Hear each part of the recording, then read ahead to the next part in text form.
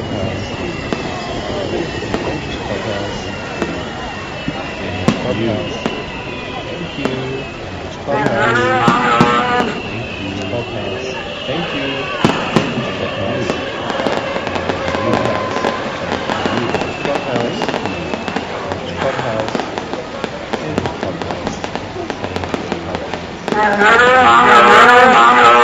Clubhouse. Thank you. Good morning, Vietnam. No.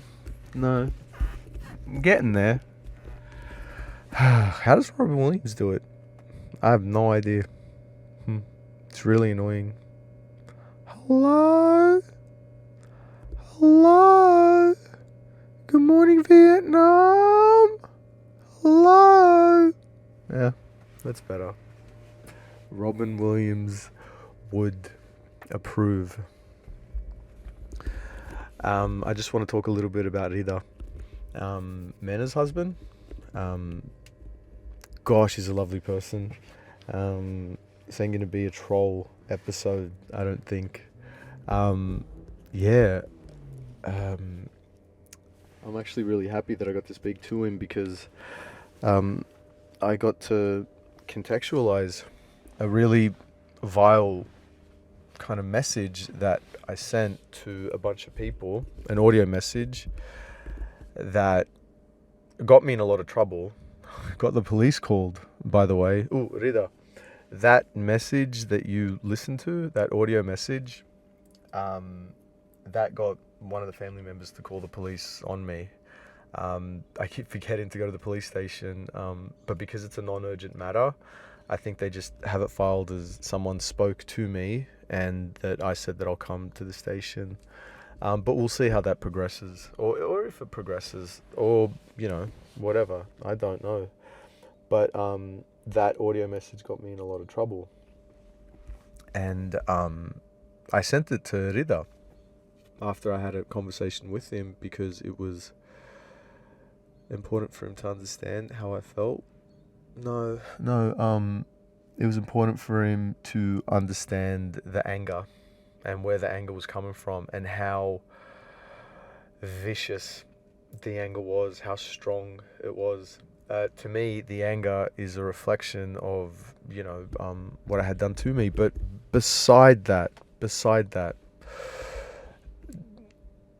he firstly thought that message was directed towards him, and he spoke to me afterwards and still wanted to help me.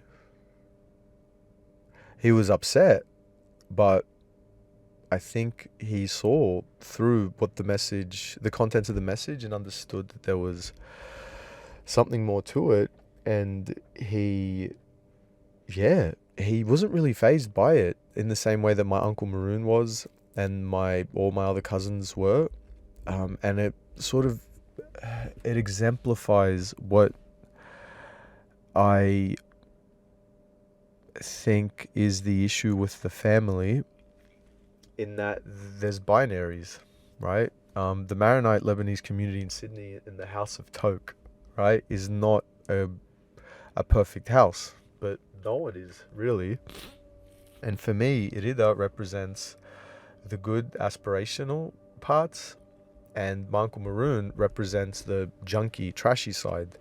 I'm sorry to say, but I think that that's an important point, right? And the key to that lesson is in understanding how both of them reacted to that aggressive audio message.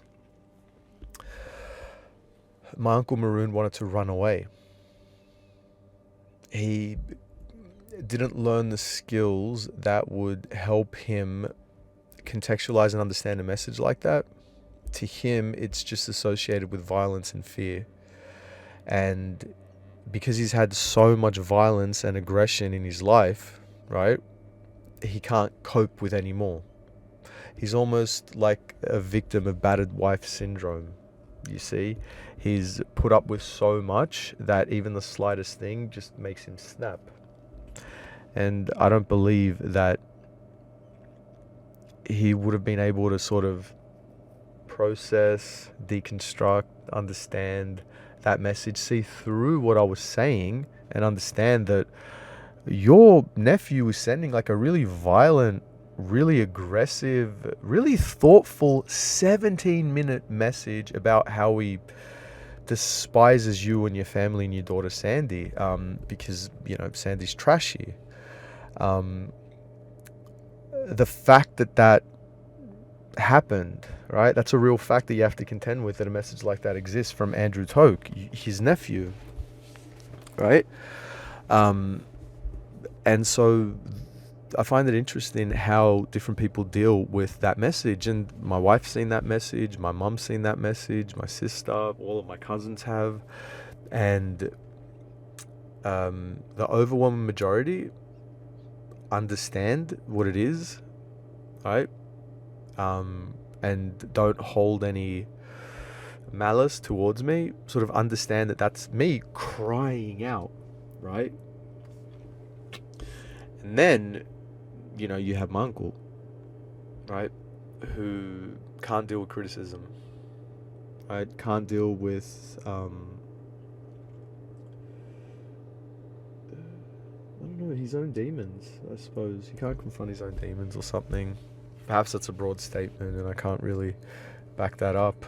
But Rida spoke to me for 20 minutes after hearing that vile message, and he thought it was directed at him, and he still spoke to me. I was embarrassed. I didn't realize. I forgot, you know, because I don't like to think about the contents of that message. For me, it's about the message itself and what it represents. And Rida saw that, and he helped, and he wanted to help. In the only way that he sort of can, because I think my uncle and people like that, their ethical sort of framework is beyond help. I honestly think that at this point, my Uncle Maroon needs a priest for some sort of exorcism, him and his son, Majid. Obviously I don't mean that. I mean, and by the way, like, if you go to a priest and say that, you know, my uncle XYZ needs an exorcism, a good priest that's not crazy will say perhaps he needs some therapy. And so I withdraw the statement about my Uncle Maroon and my cousin Majid needing an exorcism, and I think they genuinely need therapy. And I think that's the overall point. You know, I don't want to complain that something bad happened to me. That's not what the overall message is about. It's really about how we allowed these bad elements to sort of, like, I don't know, to just be conveniently swept under the rug without anyone really caring to look under the rug. My God, I'm not the first person to have issues with but Asad. You know, my Uncle Tony, my brother Asad, so many mental health issues and mental health breakdowns due to the toxic nature of that family. And because our community is shut off, it's about image in a way. What was most important to them, to people like my uncle and to certain people, isn't the morality or the ethics of what they're doing, but rather the image. And that image for some people is so important that it's almost like idolatry. For my Uncle Maroon to value the image of himself and his family above the pain and suffering of a child of God, let's say, his nephew, speaks a lot to the kind of person he is and how far off course, you know, he's strayed from what it means to be a true Christian. I understand that several weeks ago, perhaps, you know, he was involved in some sort of event in the church. You can be involved in the church. The church are happy to let sinners in. That's the point of a church. It's like a hospital for the weary, you know, and the sinful, right? That's the point. You're not a good person just because you go to church. You're a good person because you do good things, right?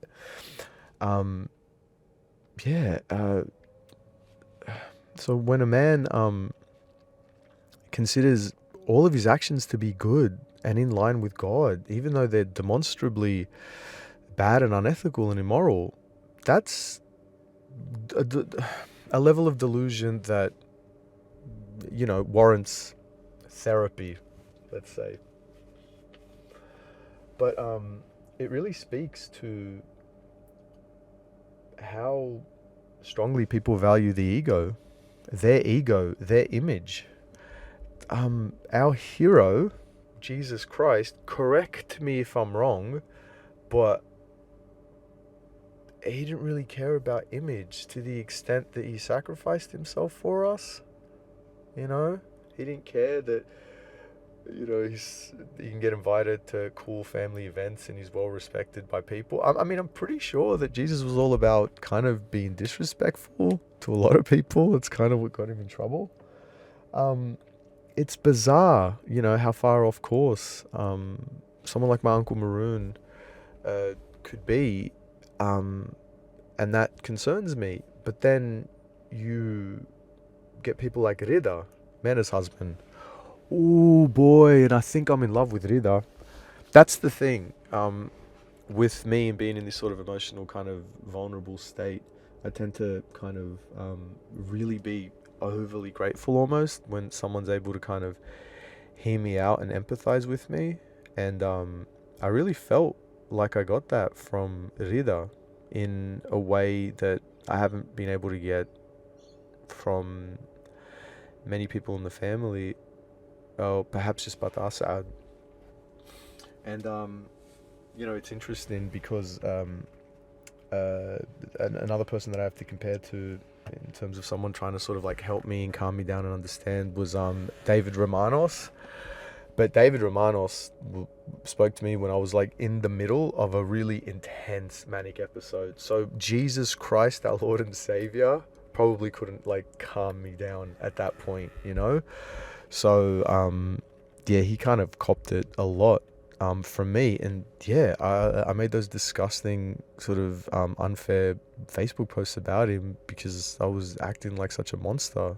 And, I was being so monstrous, right? But he still speaks to my mum positively, by the way.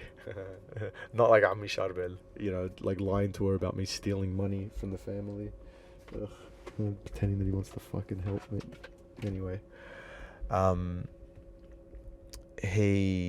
David Romanos never called the police. For example, I don't know, maybe he did. I don't know. That's unfair. And, there's only one person that, well, not one person, many people that called the police on their nephew. Well, Saeed, Majid, Maroon, Rosa, Rada, Danny, Sharbel. There's just a lot of people that call the police on little old me. David Romanos didn't, David, I think, saw and understood that there was something very, very wrong with me. And he was, fed a bunch of bull at the time that it was me and I did so many... I actually don't know what he was told, but it definitely wasn't anything complimentary, right? Or sensitive to my needs, right? And what I was going through. And I think he sort of was able to kind of ascertain and cut through all the bullcorn. And that's a figure that I think exemplifies the great positive nature of the Lebanese Maronite community in Sydney. But more than that, no, screw that. No, Lebanese Maronites in general. He didn't have to call me. And he didn't have to put up with that crap. And he put up with a lot of crap from me. And he's still there, sort of like, not supporting my family. You know what I mean? And supportive, right? Even after all that sort of stuff. And that takes strength, right? It's easy for him to just sort of go on the bandwagon and just, how do you say, sort of cast me off as crazy, but yeah, no, he didn't. He kind of just didn't understand what was going on. Yeah, and I didn't understand what was going on at the time as well, but he sort of held on and he was supportive, and at the same time, I mean, the case could be made that I said less malicious things, about Maroon and Majid, given the circumstances. I was quite vindictive to David, and he was genuinely helpful and trying to help, and he didn't do anything against me. Um, uh, and yeah, he took it, and yeah, I'm better off because of it, right? Because I realized that what was really triggering me were people seeing those posts and being triggered themselves by it because they have their own mental health issues. David didn't sort of perpetuate that, right? He kind of, like, the buck stopped with him as best he could, in his own way, right? It was my father and uncle and all other people that just continued along with me, right? It was this vicious cycle, right?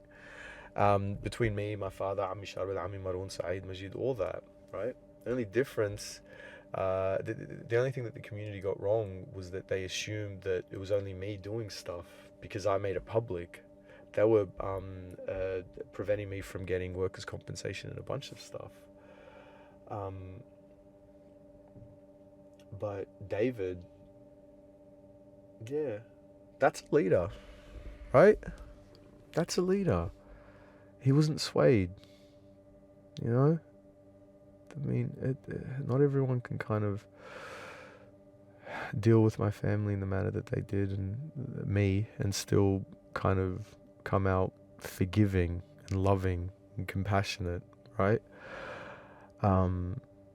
So yeah, hats off to David Romanos for still continuing to be supportive, and yeah, Rida as well, for calling me, for hearing me, and for turning that angry monster, for calming down that angry monster in the best way that he can. And by the way, I was very angry at the time, and I'm still angry now. That's kind of part of the issue that I'm struggling with. It's that when I'm angry, it takes a while for me to sort of get back into like a kind of nice equilibrium.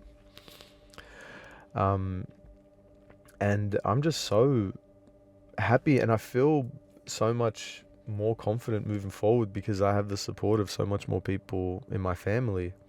And for me, the only support that I really wanted from the family was to believe me, you know? That's why I sort of felt so akin to victims of domestic violence and that sort of stuff, and believe all women and all that,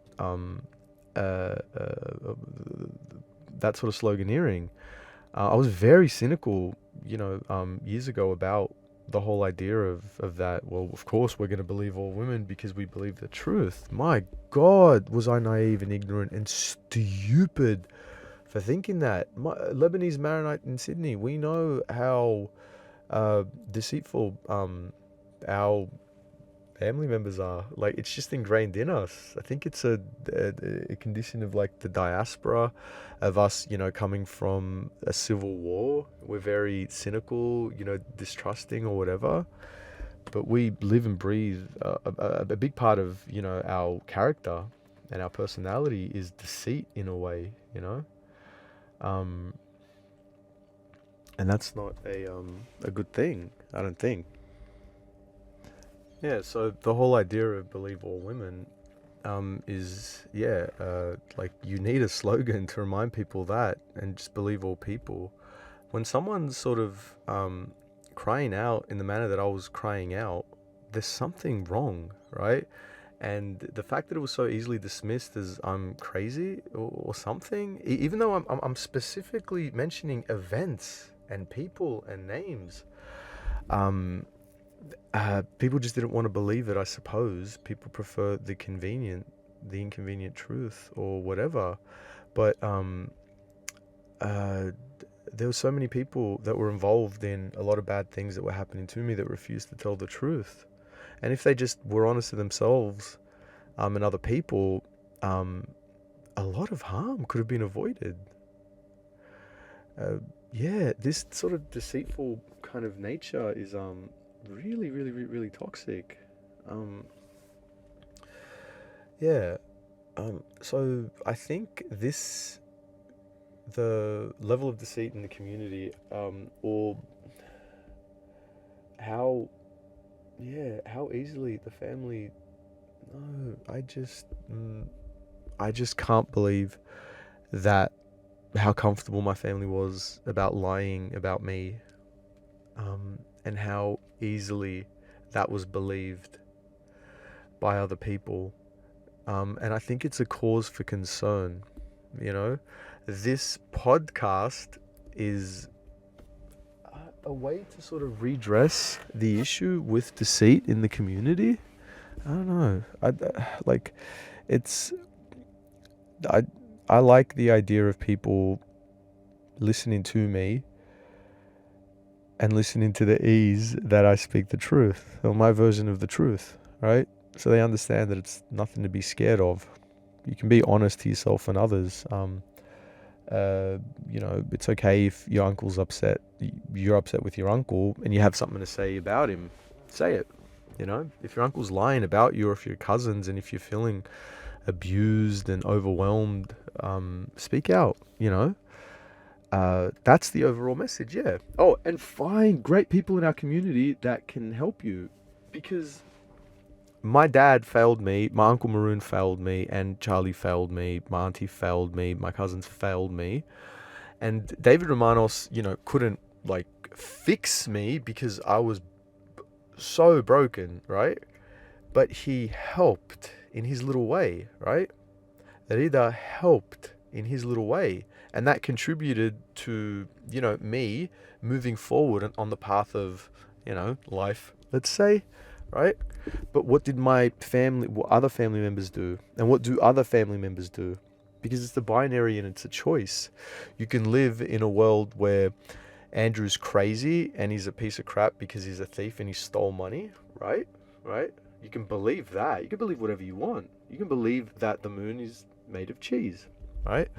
Or you could believe that Andrew's a victim of, some pretty, intense psychological damage, neglect maybe.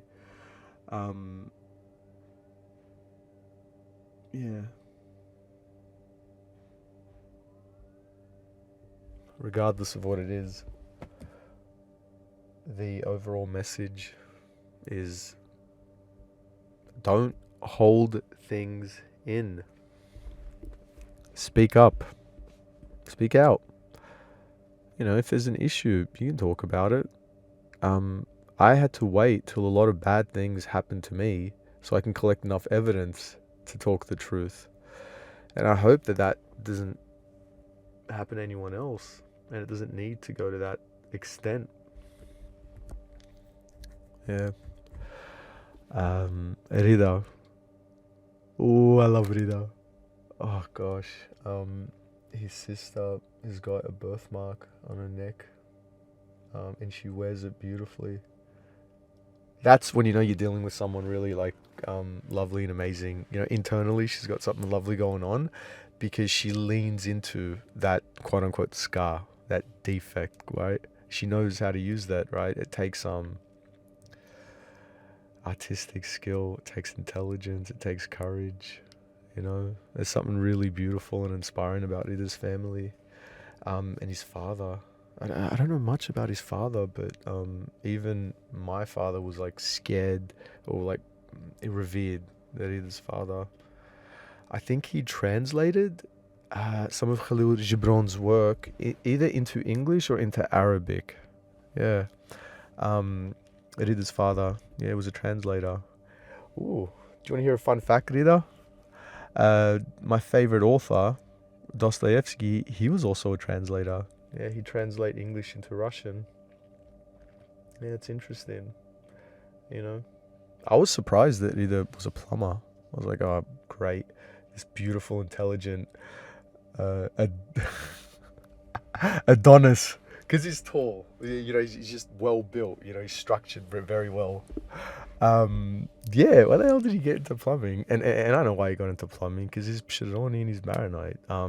We sacrifice everything for the good of our family. He's a provider, right?